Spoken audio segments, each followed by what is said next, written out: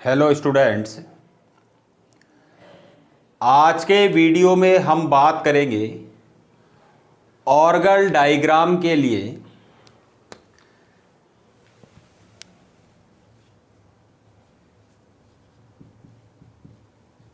Orgel diagram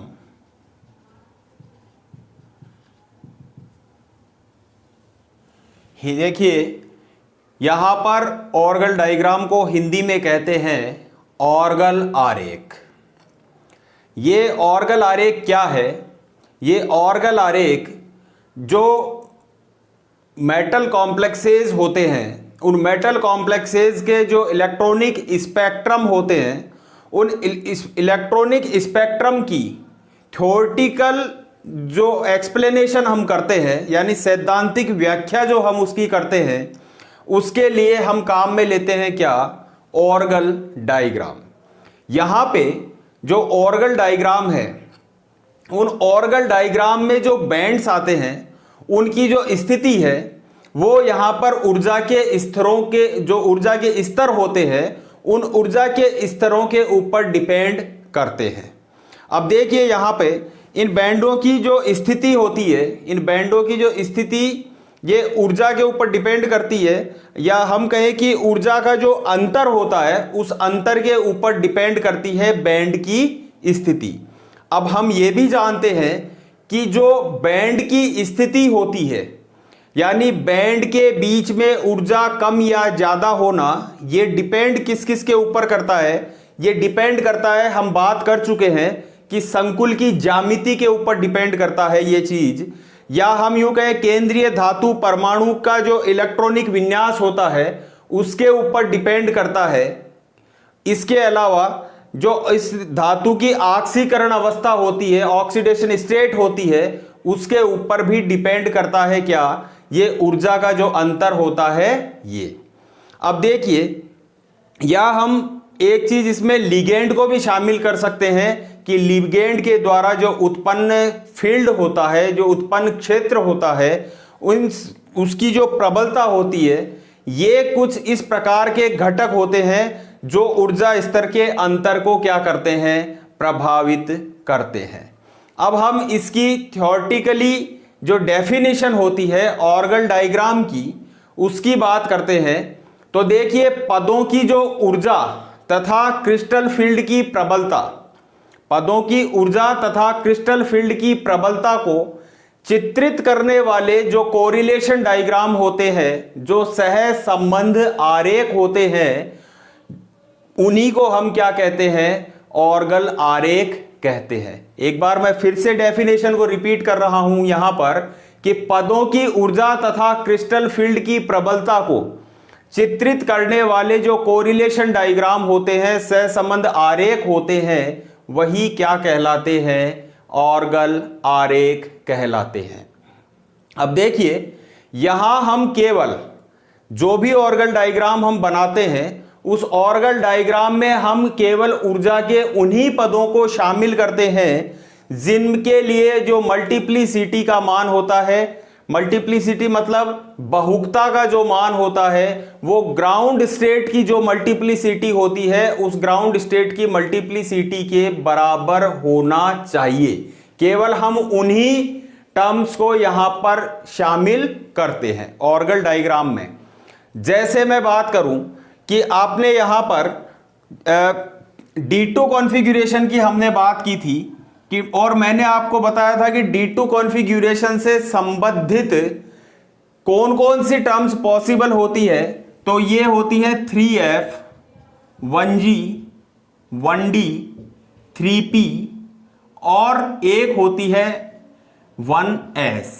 ये इतनी सारी एनर्जी टर्म्स पॉसिबल होती हैं किसके लिए? D2 कॉन्फ़िगरेशन के लिए। लेकिन यहां पर हम, जब मैंने आपको बताया था कि यहां पर जो 3F होती है वो कौन सी एनर्जी टर्म होती है? ग्राउंड स्टेट एनर्जी टर्म यहां पर होती है।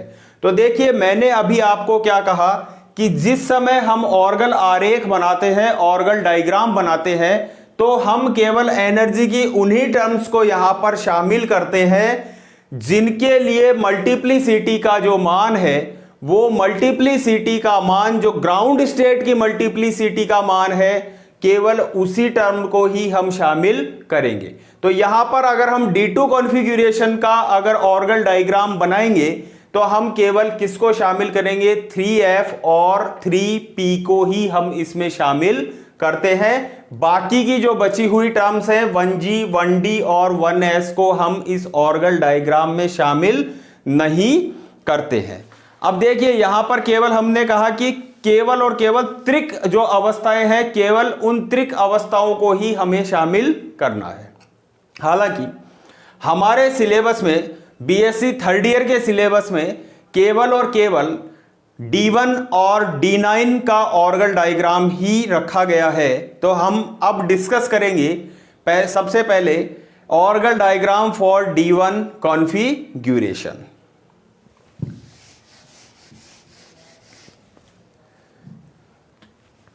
For D1 configuration,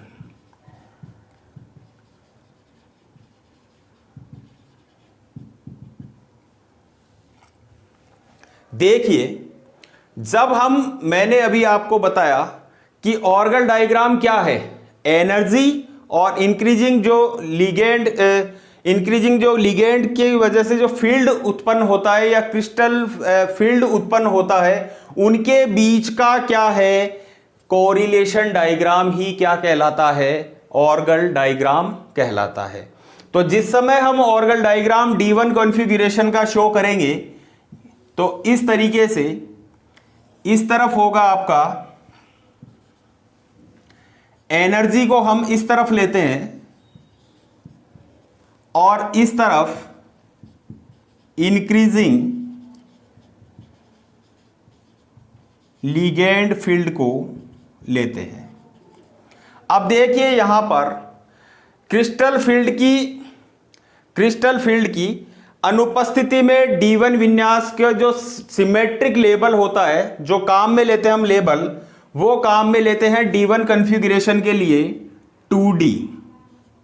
symmetric label क्या काम में लेते हैं, यहां पर 2D काम में लेते हैं। और हम ये कहते हैं कि ये जो 2D है, ये जब इसके ऊपर क्रिस्टल फील्ड लगता है या अष्टफलकीय क्षेत्र लगता है, ऑक्टाहेड्रल की बात करें कि अष्टफलकीय क्षेत्र जब इसके ऊपर फील्ड लगता है, तो ये दो एनर्जी स्टेट्स में या दो लेवल्स के अंदर स्प्लिट हो जाता है और दो एनर्जी के दो अलग अलग स्तर यहां पर इस तरीके से बन जाते हैं, जहां पर जो निचला स्तर होता है वो होता है 2T2G में स्प्लिट होता है और ऊपर वाला जो एनर्जी स्टेट बन जाती है वो बन जाती है 2EG की।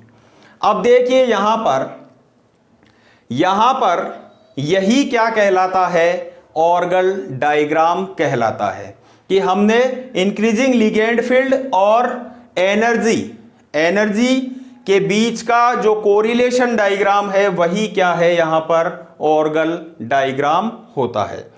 अब देखिए यहां पे हम ये कह रहे हैं कि यहां पर दो एनर्जी के लेवल बन गए हैं, एक 2T2G और एक 2EG। तो हम अच्छी तरह से जानते हैं कि जो यहां पर 2T2G होगा वो 2T2G किसका होगा, लोअर एनर्जी का होगा या निम्नतम अवस्था का होगा, और जो 2EG होगा वो क्या बन गया है, उत्तेजित अवस्था का एनर्जी लेवल बन गया है। तो क्रिस्टल अब देखिए ऊर्जा स्तर में इस तरीके से विभाजित हो गया है, लेकिन जब इलेक्ट्रॉन का क्या होगा, इलेक्ट्रॉन का ट्रांजिशन होगा तो कुछ इस प्रकार से होता है कि इलेक्ट्रॉन एनर्जी एब्जॉर्ब करके और किस में प्रोन्नत हो जाएगा, 2EG में चला जाएगा।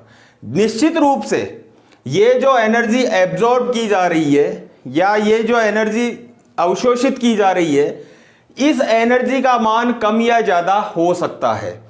इस एनर्जी का मान मैंने अभी आपको बताया कि ये डिपेंड करता है किस किस के ऊपर, कि धातु का इलेक्ट्रॉनिक विन्यास क्या है, लिगेंड कौन सा लग रहा है, लिगेंड का क्या फील्ड क्रिएट हो रहा है, बहुत सी चीजें की संकुल की ज्यामिति क्या है। इस तरीके से बहुत सारी चीजों के ऊपर ये एनर्जी का जो डिफरेंस है ये क्या करता है, डिपेंड करता है। यानी एनर्जी कम या ज्यादा अवशोषित यहां पर हो सकती है। तो ये बात है किसकी, Orgel diagram for D1 configuration की।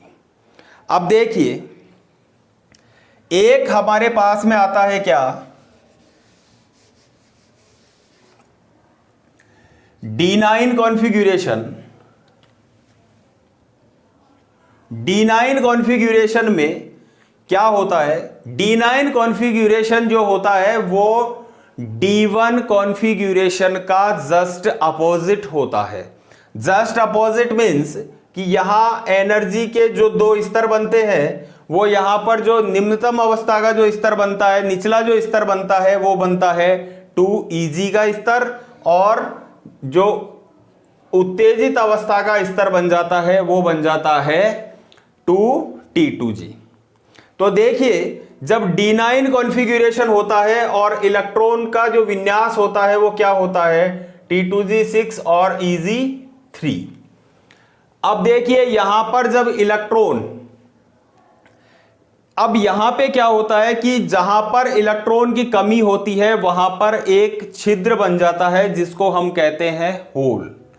और जब इलेक्ट्रॉन जंप करता है या इलेक्ट्रॉन जाता है, तो जहां से इलेक्ट्रॉन जाता है वहां पर क्या छोड़ जाता है, उस छिद्र को या उस होल को छोड़ जाता है। यानी इलेक्ट्रॉन जब मूव करता है तो विन्यास क्या हो सकता है, देखिए यहां पर ये जो विन्यास है T2G और ये T2G दोनों में डिफरेंस है। ये T2G अगर ये इलेक्ट्रॉन जंप करेगा तो विन्यास निश्चित रूप से क्या हो जाएगा, T2G5 और Eg4 हो जाएगा। यानी पहले जो होल किसके पास में था, Eg के पास में था, वो होल अब किसके ऊपर आ जाता है, T2G के पास में आ जाता है। और इस प्रकार से ये बात है किसकी, ऑर्गल डायग्राम की। अब हम नेक्स्ट वीडियो में बात करेंगे आपसे स्पेक्ट्रोस्कोपिक ग्राउंड स्टेट की। Thank you.